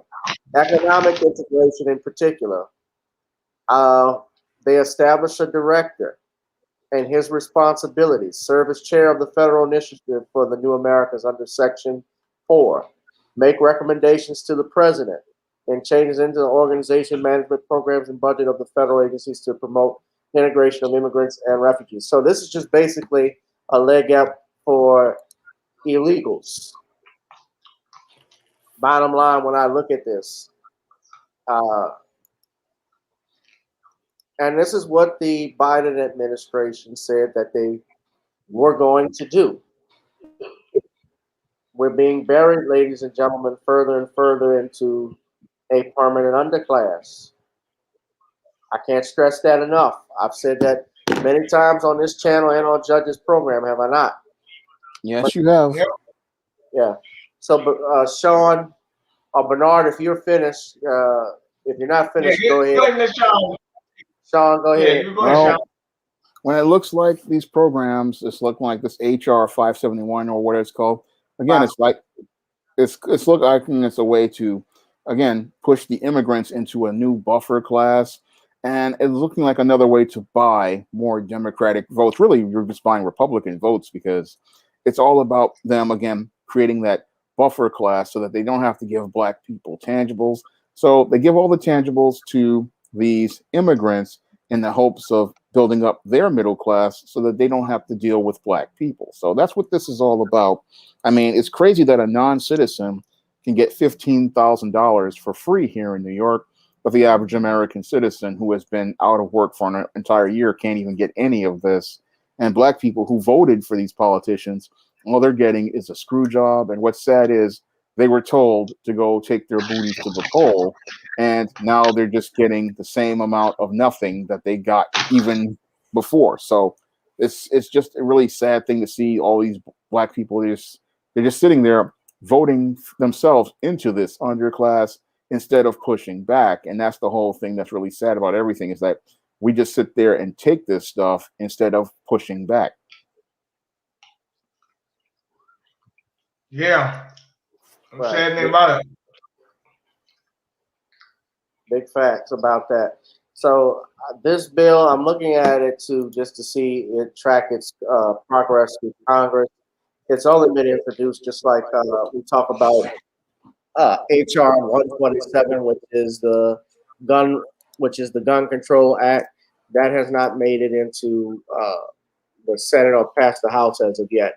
As of now, as of right now, neither of those. But people got to be on the lookout when these things are introduced. These are very dangerous bills that will have impact on the American people, on Black Americans in particular. Remember, the old saying is that America catches the cold, but Black America gets the flu whenever something bad happens to it.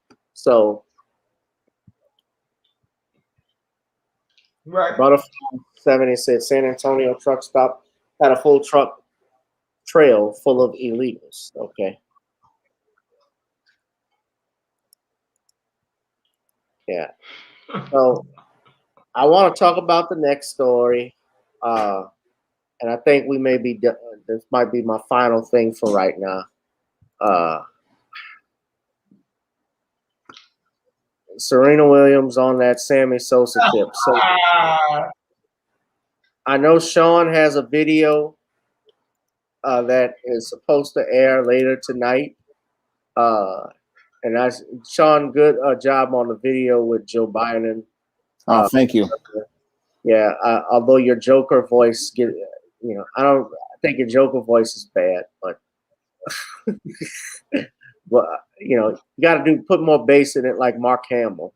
Yeah, but I just do that as a gag. I mean, Joker Joe is just meant to take a jab at Joe Biden and his policies. Yeah. So Twitter roasts Serena Williams for bleaching and looking like Sammy Sosa after newly released photos. So this is a Serena we're all used to seeing when her major career. And this was a picture. I don't know if it's makeup or what, because you see her legs are even darker than her face.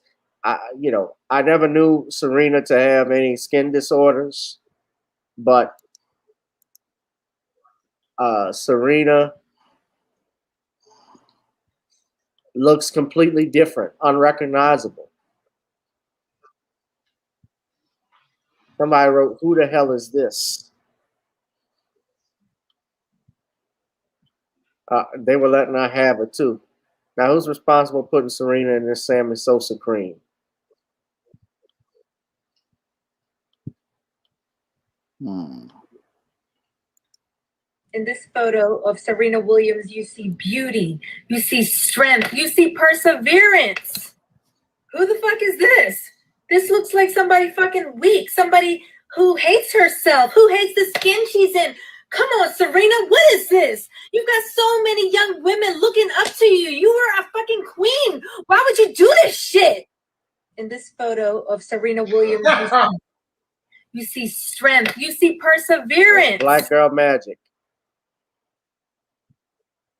Black girl tragic. I don't know. I'm praying that this was bad makeup or lighting. I don't think it is though. I don't think I don't think it's bad makeup, and I don't think it's bad lighting. What we're seeing is Serena Williams' self-hatred on display, and with a lot of these, a lot of these celebrity Black women, they have an obsession with whiteness and white acceptance, and I believe Serena Williams is obsessed with being white, and she's so obsessed with being white, she wants to turn herself into a white woman. And I've seen this with Little Kim in her transformation, where she went from a very cute Black woman and she transformed herself into this Asian-looking abomination because she herself was obsessed with whiteness. And this is something that some of these Black women, they'll sit there and say, oh, it was Black men who made me want to do this. But no, that's not us. That's something inside of you as related to white supremacy. And this belief that you want to elevate yourself to the same position that this white woman has, because this white woman, she's elevated to this high position as the high standard of beauty by white men. And these Black women, they want that position, they covet that position, and that becomes an obsession with some of them. I mean, it's become such an obsession that they express their hatred for light-skinned black women because they believe that they are somewhat better. And then some of them try to start changing themselves by putting these weaves in their head. They start putting these blonde wigs on. They start bleaching their skin. And what we're seeing with Serena Williams is that type of insanity. And she wants to try to say, oh, it's just makeup. No, this is not makeup. This is a mindset, because only a person who has a twisted mind is going to paint their face shades lighter than it actually is, or bleach their face lighter, and then meanwhile the rest of her body is sitting there as dark as bark, and you can just look at that picture and just see it as a textbook example of black female self-hatred and black female mental illness as related to this obsession with white beauty. Yeah. Man, you know what I'm about to say, man, about this, right? This is some clown show crap. I mean, I just hate to say it, man. Self-hate is bad. About Serena, and a lot of these women like that, Shawn, they don't just have an obsession to whiteness. As far as white acceptance, they want to be white. You see them with the blonde wigs, and I mean, you see it. I mean, I ain't even really got to go over this that much.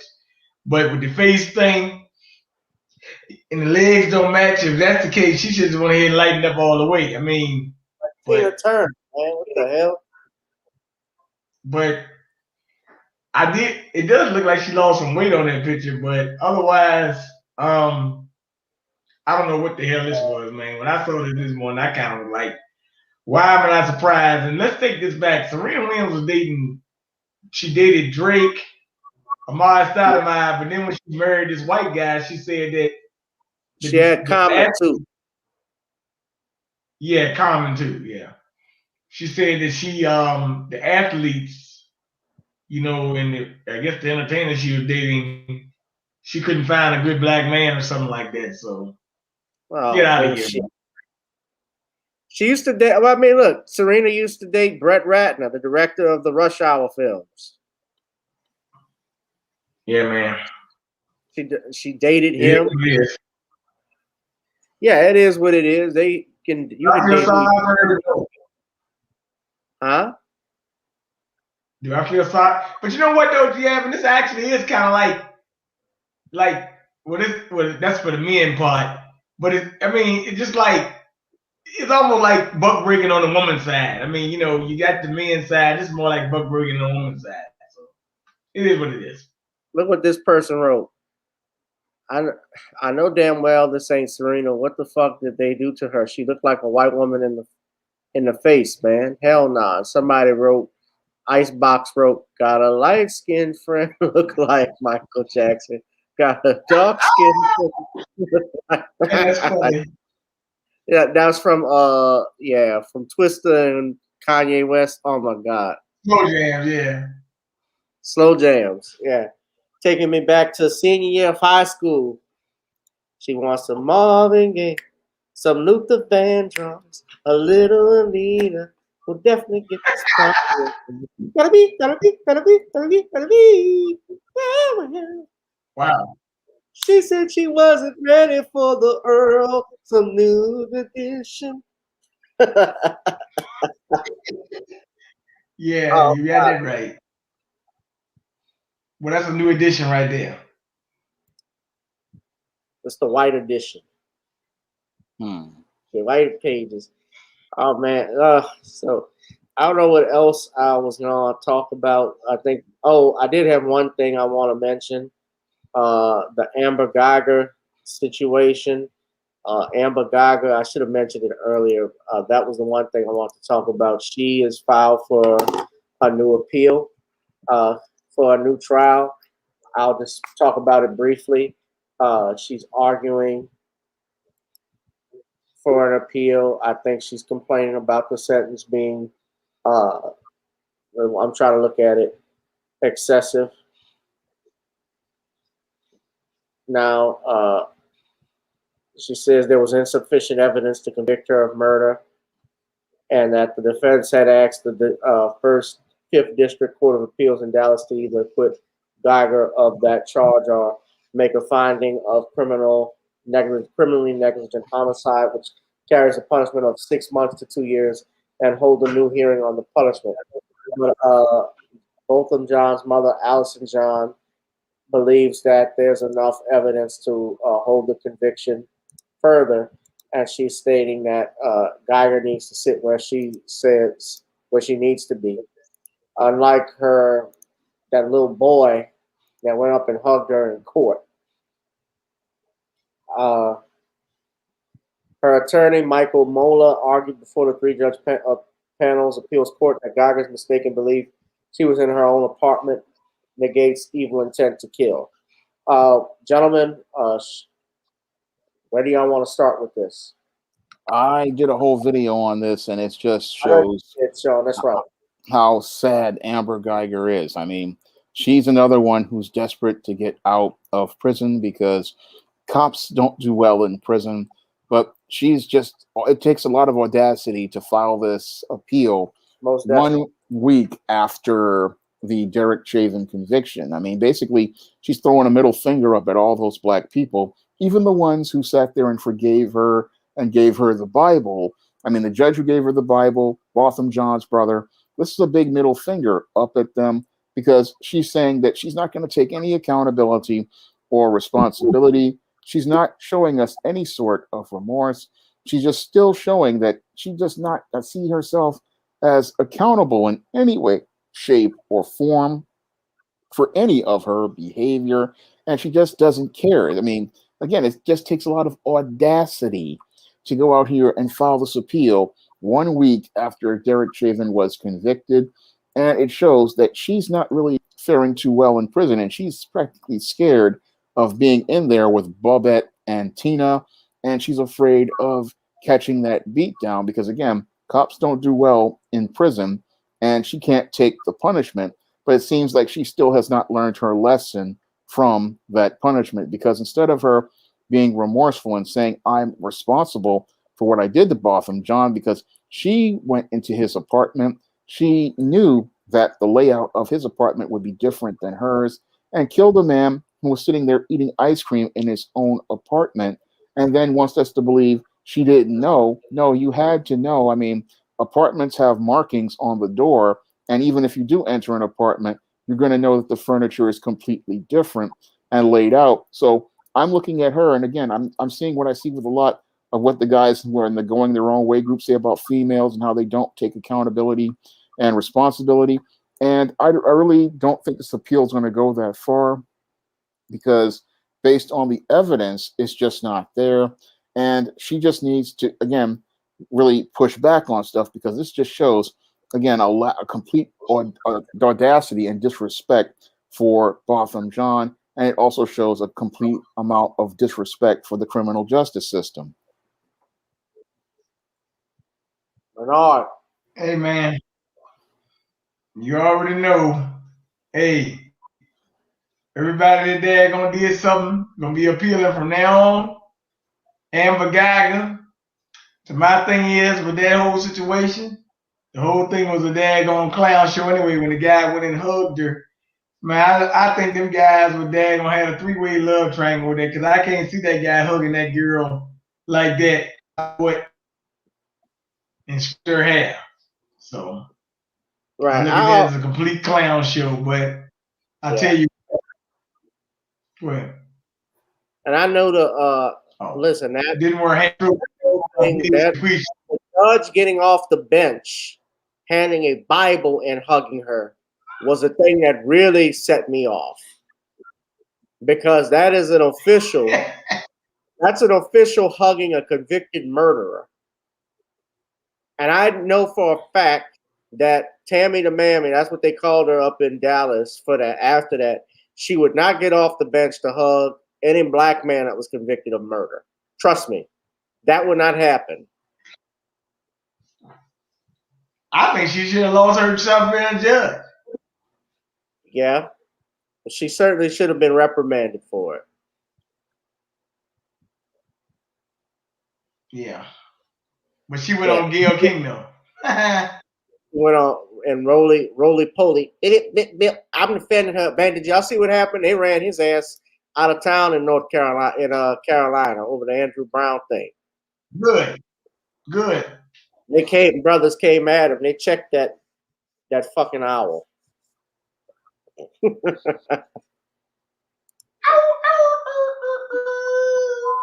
Rolly the boule bird. Bit. Welcome to TV. Bit one. He's an owl, huh, Sean? Yeah. He's an owl with clown makeup. If you ever called him out on Twitter, he'll block you. I don't pay him any attention. Yeah.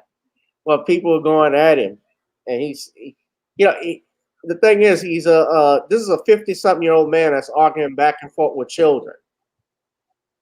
That's just how pathetic he is. He has an ego problem. He's an overgrown child. I think he's a woman. Yeah. He's beta male. Well, he messes with the wrong one. They're gonna check his ass. Them brothers, they checked him up there in North Carolina. Yep. Yeah, and there's more to come on that situation as well. I think that they're already getting the police. The judge has already came out and said that there won't be any. They're not releasing that video for another 30 days from that ruling. So be on the lookout for that one. Why does it have to be a gender? She wouldn't probably hug a black person, man or woman. Because it's a man. I know it wouldn't be a man anyway. It wouldn't be a man because I can tell those that are antagonistic butterflies.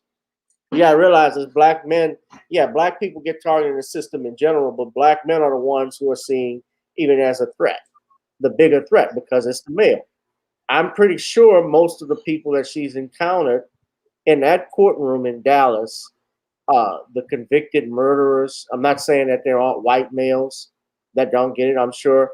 I don't think she gave them, she says she does it all the time or has done it often. She shouldn't be doing it because she's a state official from the beginning. Now if she wants to do some ministry and so forth to criminals outside of it, although it would still be a conflict of interest given her position. But if it's outside outside being on the bench, that's fine. But I think, being a man, being a man, I'm saying if it was a black man there, no, I don't think she would have done that. Don't you think, Sean, or you agree with butterflies? I don't think if there was a black man there, she would have done anything except throw the book at him. I mean, he would have just been tossed in jail, and that would have been the end of it. That's my point. But she says she wouldn't have done it to a black woman. Probably not.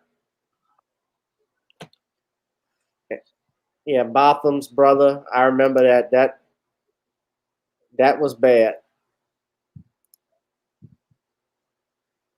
When Botham's brother got off and hugged. I know I know the attorney that worked on the case too. Good brother. And I think, I won't say what he told me or anything like that, but I think a lot of people were shocked when that happened. When he got off and hugged her. Yeah.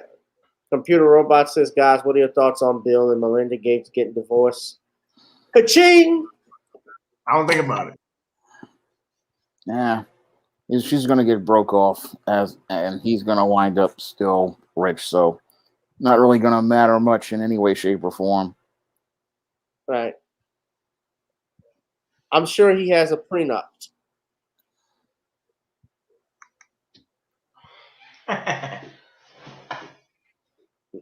Yeah. For Bernard's sake, I don't think she wanted to take the shot either. That probably led to the divorce. You got to take the vaccine. No, I'm not taking the vaccine. Yeah, you got to take it.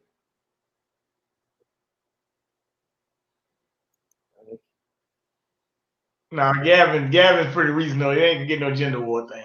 Don't worry about it. Right. I ain't start any gender war, but don't start, don't bring the battle here. I like you too, butterflies.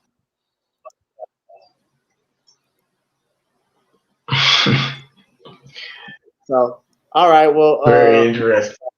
With all of that said, gentlemen, let's do some final plug-ins. Shawn, why don't you tell us what you got planned? What are you trying for the week or weekend? Well, this weekend I'm not doing much except my usual live stream. I'm still trying to figure out what the topic is going to be for Friday night's live stream at 10 p.m. But I will be hosting the live stream at 10 p.m. But the topic is still to be determined. But in the meantime, again, you guys can head over to Amazon.com and pick up John Haynes Taking Care of Business or ISIS Revenge of the Cyber Goddess in paperback or Kindle format. And you can also find many of my other books on Amazon in paperback and Kindle format. You can also find them on Smashwords, the iBookstore, Barnes & Noble, and Google Play. All right. And that is the latest book, John Haynes Taking Care of Business, on Amazon, as well as a new ISIS that's in there as well, that Shawn had been working on. And Brother Bernard, why don't you tell everybody what you got going on? Y'all can support his Cash App right there.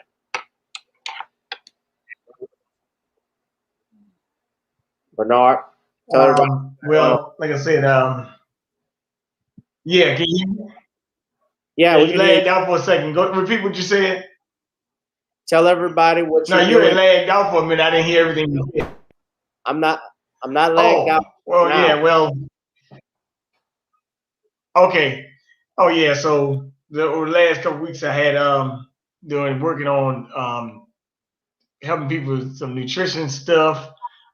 Once again, we trying to go on a little trip, maybe talk to people about nutrition to Georgia, and a lot of other things coming down the pike. As you got my Cash App, $1919 BJ, and you can reach me at Bernard Johnson on Facebook and KingBJMedia.com. I try to post more articles over there now to avoid the censorship from the woke mob, as they say. So, but you can also read me at Bernard1121 Instagram, KingBJFitness.com, and what's that one? Yeah, that's it. Yeah, that's about it. Yeah, Twitter 1987 BJ. That's it. Yeah. Cool. And y'all can donate my Cash App, Gavin Richard Esquire, Gavin Richard Esquire. You see that right at the ticker at the bottom. Before we leave, gentlemen, I just noticed this, that I got to show this. I don't own the rights to the video. I don't know if I get in trouble, but this was from Fight Hype News, and apparently a brawl broke out between Floyd Mayweather and Jake Paul, but because they're promoting their fight. Of course, that happens. They do these fake fights and so forth, but to sell a fight. But I'm just interested to see just briefly how under the copyright claim.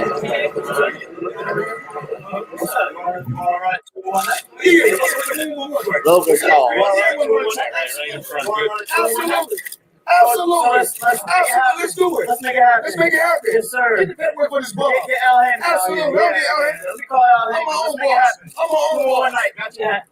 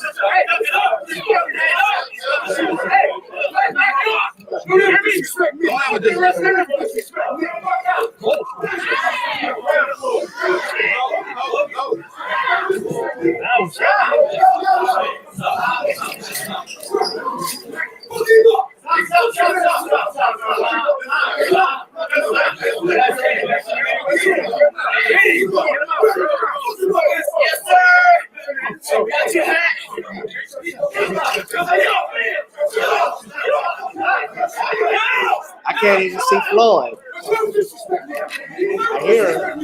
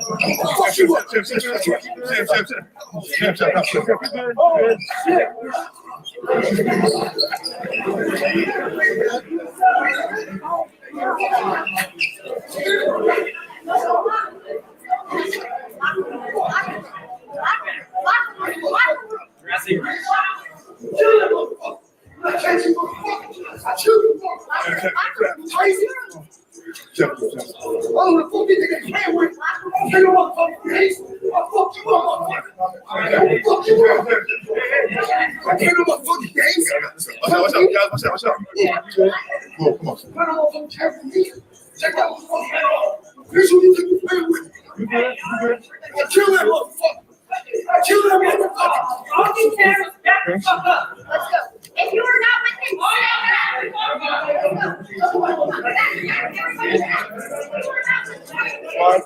Yeah, he looked like Adrian Broner.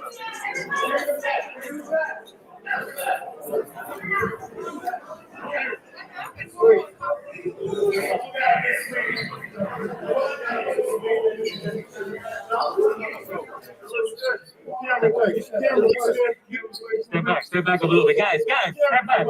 Step back. All the panels, step back. Step back.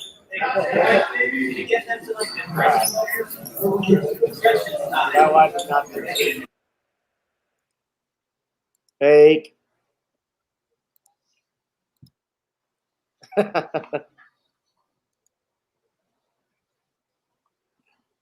That look real to y'all? Nope. It's a clown show to get attention for a fight nobody cares about. I mean, this guy, Logan Paul, has been all over YouTube just seeking attention and drama. And this was just him seeking more attention and drama. I mean, this is just a waste of people's time to even pay attention to this Joker. I mean, when I look at him, I don't see anybody I would even concern myself with. He's just nobody to me, except because the stuff he did in that Japanese forest just showed me he'll do anything for attention. And this is just another one of his attention-seeking stunts to try to get people talking about him on social media. But why should I talk about him? Because he's just completely irrelevant as I see it. Well, I mean, they hyping him up because they're building that network, Triller, that they do all of those fights with. He did the fight with Nate Robinson, and then he had another fight with this other guy that he knocked out in a round. But you're fighting with a boxer, a professional boxer, in Floyd Money Mayweather, who has experience. And Floyd probably is just doing it because he's bored, needs get a little quick payday. You just hit him once and he'll hit the ground. It'll be a 2-hit fight. I would pay just to see him knock him out to shut him the hell up. But I know, Sean, you probably wouldn't do it. Nope. No. Bernard, I'm sorry. Sean, no, I was saying I got no time for clowns. You're clown show, man. That was a real goal.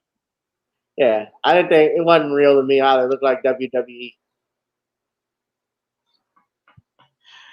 Hey, look, the world right now is a WWE boxing match. See, Ron, that was just a low-level fight right there. That wasn't really nothing. That was some clown stuff. Yeah, the clown stuff. But you guys, thank y'all for tuning in. Gentlemen, thank y'all for joining me. There's been another edition of Hot Topic on Random Topic Thursdays with Gavin Richard Presents here on channel GBoo2786, Gavin Richard, and on Facebook as well as Periscope. If you're watching there, please donate to the Cash App and the ticker at the bottom. Gavin Richard Esquire, Gavin Richard Esquire. Shout out to all my new followers, my new subscribers.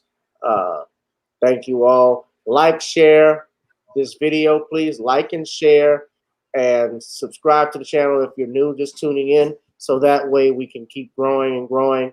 And our goal, of course, is to get our likes up, to get our channel viewers up. My views are already up, but to get the subscribers up to beat the YouTube algorithm. So thank y'all, gentlemen.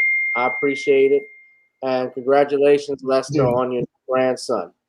If I know you're probably not watching, but congrats. All right, guys. All right. Thank you for having me on. Thank y'all for being here. I'll holla. Peace.